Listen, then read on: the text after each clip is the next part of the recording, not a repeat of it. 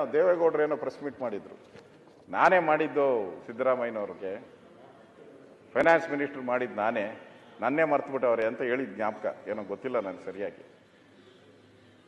ಹಂಗಾಗೋಯ್ತು ಇಲ್ಲಿ.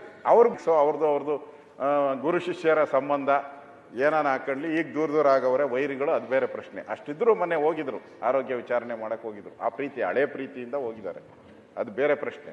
ಆದರೆ ಇಲ್ಲಿ ರೈತರಿಗೆ ಯಾಕೆ ಮೋಸ ಮಾಡಿದ್ರಿ?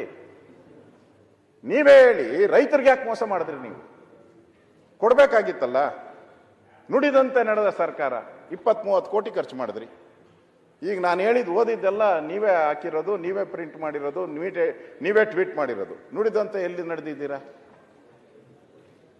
ನೀವು ನುಡಿದಂತೆ ನಡೆದೇ ಇಲ್ಲ ನನಗನ್ಸೋ ಪ್ರಕಾರ. ನಾನು ಹೇಳ್ದಲ್ಲ, ಬರಗಾಲ ಬಂತು, ಇವ್ರ ಸರ್ಕಾರ ಇದ್ದಾಗ ಫ್ಲಡ್ ಆಯಿತು. ಇದಕ್ಕೊಂಥರ ನನಗನ್ಸ್ತತೆ ಈ ಸರ್ಕಾರ ಒಂಥರ ದಪ್ಪ ಚರ್ಮದ ಸರ್ಕಾರ, ಇದು ಸಂವೇದನೆ ಇಲ್ಲ. ವಿಭಿನ್ನ ವಿನೂತನ ಹಾಗೂ ವಿಶೇಷ ಸುದ್ದಿಗಳಿಗಾಗಿ ವೀಕ್ಷಿಸ್ತಾ ಇರಿ ವೇವ್ಸ್ ಆಫ್ ಕರ್ನಾಟಕ.